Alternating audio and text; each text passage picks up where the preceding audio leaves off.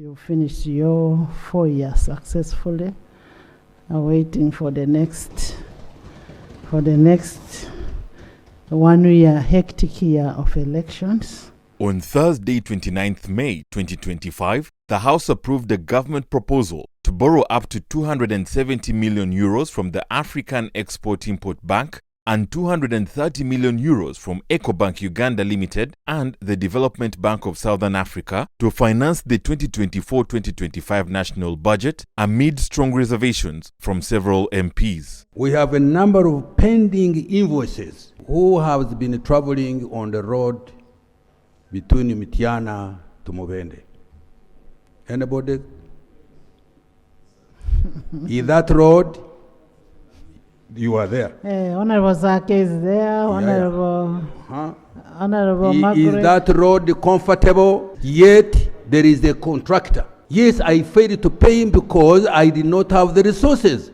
So now the year is ending. The debtors are demanding for the money. Actually, the contractor is on the road. He has been there on the road. We need it to be. He has to be paid, and we do not want to carry it to the next financial year when the opportunity is available. My point of view, Right Honorable Speaker, is that the issue where you are saying we approved the supplementary and approved a corresponding borrowing, external funding, and which is supposed to generate this money. Me, I'm asking the minister, first of all, the law does not permit you to put a contractor on the road without ascertaining funding.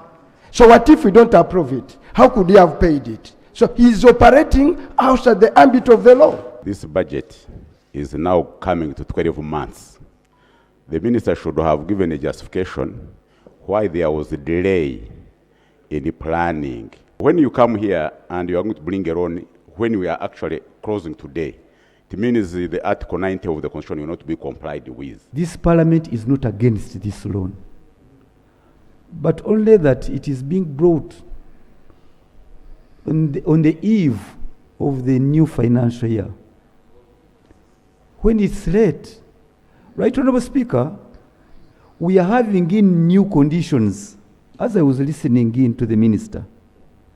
The management fee, the agency fee, the commitment fee, the base tranche, the commercial tranche, and I think it is a problem for this House to approve such a huge loan on hoof. There are basically two reasons why we are coming now, when we are hardly 1 month to the end of the financial year. One is that we have had prolonged and protracted negotiations with the banks we are borrowing from in order for us to reach the terms and conditions read by the minister. We approved Supplementary Schedule number 3 on 12th of March 2025 by this House. And part of this funding will also go into funding Supplementary Schedule number 3 that was approved by this House. I beg to give this information because all these are subject to the approval of Parliament. I put a question that this House authorizes the government to borrow up to euros 270 million from Afrexim Bank and up to 230 million from Ecobank and the Development Bank of South Africa Limited to finance the government of Uganda budget for financial year 2024-2025. Those in favor say the contrary nay. Guys have it.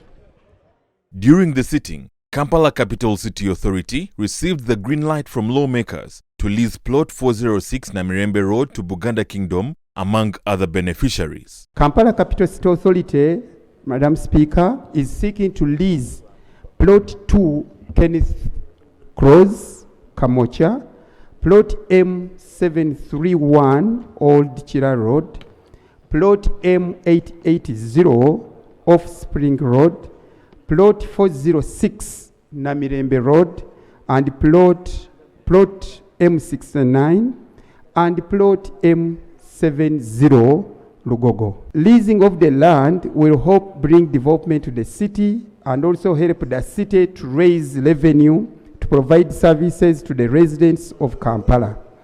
The authority obtained all necessary approvals required to lease of this land. The aforementioned land parcels are to be disposed of by way of lease to the developers who have been in occupation of the parcels for a number of years. So these are not new occupants, but these people have been around, have been there on that very land. Except plot 2, Kenneth Cross, and plot 88 off Spring Road, which are vacant, and plot 406, Namirembe Road, which is being leased to Buganda Kingdom. The committee was informed that plot 2, Kenneth Cross, is to be leased to Pinnacle Concept to construct a furniture showroom after having emerged as the best bidder after a competitive bidding process in compliance with the Public Procurement and Disposal of Public Assets Act Cap 205. The committee was further informed that plot 880 off Spring Road is to be leased to a developer who lost land to KCC after being displaced from a plot along Nachivo Channel as a result of ongoing developments in the area. The committee was also informed that while plot 406, Namirembe Road, is a part of the Buganda Kingdom, an official communication from the government to its return to the kingdom is yet to be communicated. Hence, the lease by KCC to the business arm of the kingdom. The committee therefore recommends that Parliament approves lease of the plots M880 off Spring Road and 406 at Namirembe, and urges KCC to fast-track valuation of the plots to Kenneth Close in Kamocha, the one of Youth Alive, then and M6, M69 and M7 at Rugogo, and further attain clearance from the Ministry of Finance, Planning and Economic Development for plots 731 Old Care Road, and in order to attain parliamentary approval. I put a question that this House authorizes the disposal of the following plots of land in Kampala City Council Authority pursuant to Section 32(6) of the Public Finance Management Act 2015, and as plot M880 of Spring Road, 406 Namirembe Road. Those in favor sign the contrary nay. The ayes have it. Also in the sitting, the Speaker, Anita Among, urged government to urgently pay former staff of rationalised agencies, saying that Parliament already allocated the necessary funds. On 5th February and 17th April, this House passed resolutions to authorize a reallocation of the budget estimates 2024-2025 and the revision of work plans for institutions affected by rationalization, that is RAPEX. It was envisaged that these expenditures, among others, would enable us to settle terminal benefits and other forms of severance packages for the staffs that were affected. And notably, these institutions that we are talking about are institutions like UNRWA, Road Fund. However, to date, the money has not been paid to to the people who were retired out of RAFEX. And this House passed 61 billion for these people to be paid. And because these people have not been paid, they've ended up going to court.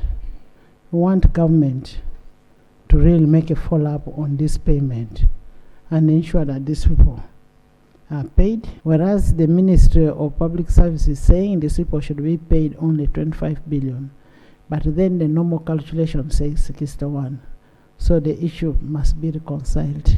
The Presidential Affairs Committee of Parliament also urged government to expedite the rollout of a national garbage management plan to ensure effective waste management in the country. In response to the tragic collapse of the Kitezi landfill on August 10, 2024, which resulted in the loss of over 23 lives, the Committee on Presidential Affairs conducted an oversight visit to assess the circumstances leading to the disaster, evaluate the current state of waste management, and also recommend actionable measures to prevent future such occurrences. 1. Government should expedite the compensation and relocation of 171 households who were displaced by the waste slide. 2. Government should also expedite the rollout of the National Garbage Management Plan. 3. KCC should prioritize the establishment of modern waste disposal sites in identified locations such as Menvu, Nansana, Dundu, Busumamula in Chira municipality, incorporating advanced waste management technologies like incineration and recycling. Finally, KCC should invest in training and equipping waste management personnel with the necessary skills and protective gear to ensure safe and efficient operations. The House has been prorogued up to 5th June.